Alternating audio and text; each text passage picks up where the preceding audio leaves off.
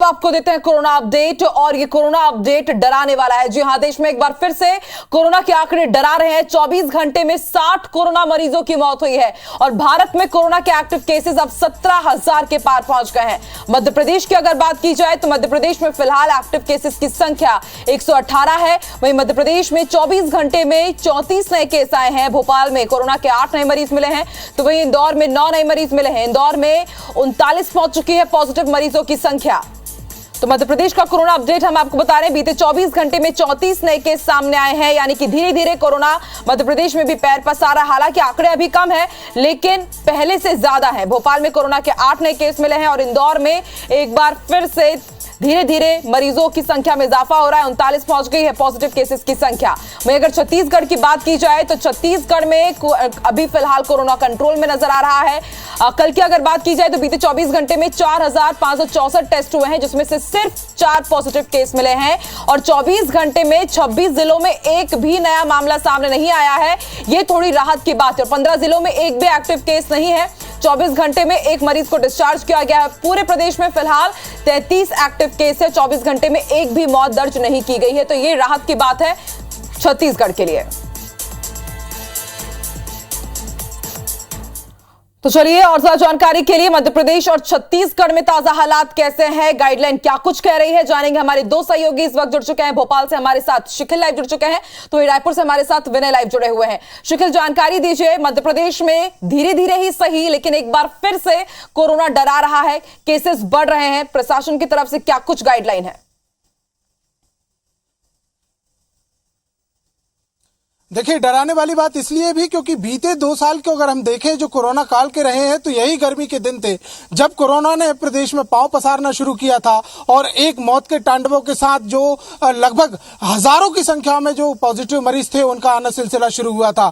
लेकिन यहाँ बीते अगर 3 दिनों की बातचीत की जाए तो 3 दिनों में लगातार मध्य प्रदेश में जो कोरोना के नए मामले हैं उनमें इजाफा हुआ है। अगर हम 2 दिन पहले की बात करते हैं तो 15 मरीज, कल की अगर हम बातचीत करते हैं तो 29 मरीज मिले हुए थे और बीते 24 घंटे में अब हम बातचीत करें तो 34 मरीज मिले हुए हैं। यानी कहीं ना कहीं आंकड़ा जो है वो लगातार बढ़ता जा रहा है। इतना ही नहीं बल्कि एक्टिव केसों की जो संख्या है वो भी अब 100 के पार पहुंच गई है, 120 के पास है, 118 इसका नेट फिगर है। तो 118 जिस प्रकार से नए मरीज मिले हुए हैं, इसके अलावा भोपाल में भी लगातार कोरोना के नए मामले बढ़ रहे हैं। 8 नए मामले सामने आए, इंदौर में 9 नए मामले सामने आए।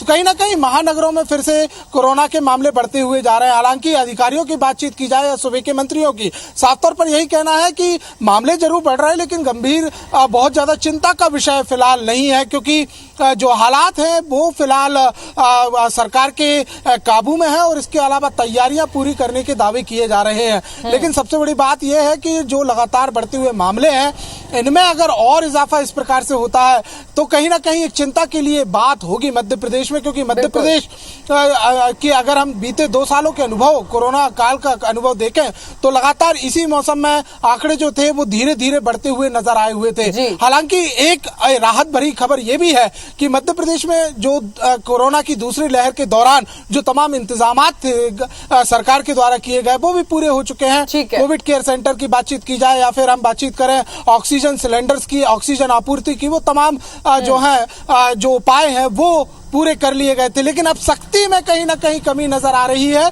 और आंकड़े जो लगातार बढ़ा रहे हैं वो सरकार को इस बात को सचेत कर रहे हैं कि कहीं ना कहीं अब सचेत होने की जरूरत है और कुछ सचेत होने की जरूरत है सरकार को भी और आमजन को भी। आप बने रहिए हमारे साथ। विनय की तरफ रुक कर लेते हैं। विनय, मध्य प्रदेश में तो अब धीरे धीरे केसेस बढ़ रहे हैं लेकिन छत्तीसगढ़ में फिलहाल राहत की खबर है। प्रशासन क्या कुछ तैयारी कर रही है, क्योंकि छत्तीसगढ़ के ट्रेंड की अगर बात की जाए तो अचानक ही ग्राफ यहाँ पर बढ़ता है।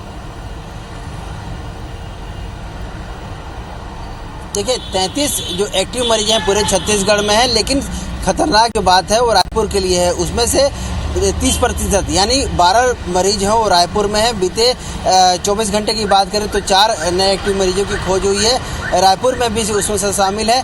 रायपुर में विशेष ध्यान देने की जरूरत है। हालांकि जो राज्य शासन है, जो स्वास्थ्य विभाग है, उनका ये दावा है कि तैयारियां इस बार पूरी है और ओमिक्रॉन के बाद में जो लोगों में हर्ड इम्यूनिटी तैयार हुई है इसका लाभ कहीं ना कहीं इस लहर में भी लोगों को मिलेगा।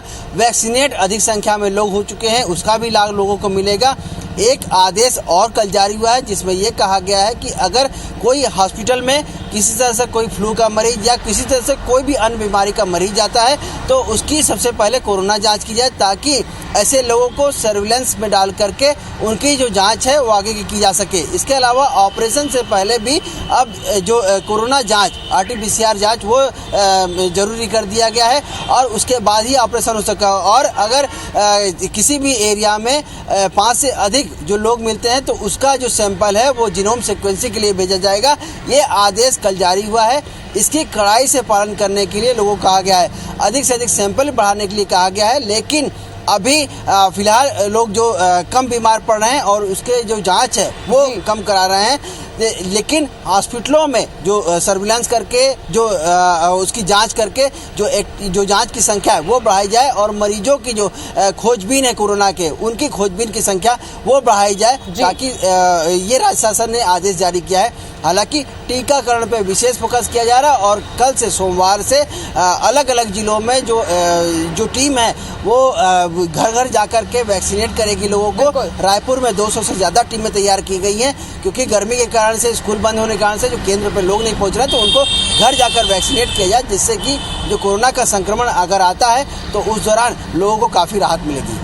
बिल्कुल विनय, टेस्टिंग बढ़ानी होगी, वैक्सीनेशन पर ज्यादा ध्यान देना होगा और इसके साथ ही जनता को भी ज्यादा सावधान रहना होगा। आप दोनों का ही शुक्रिया पूरी जानकारी देने के लिए।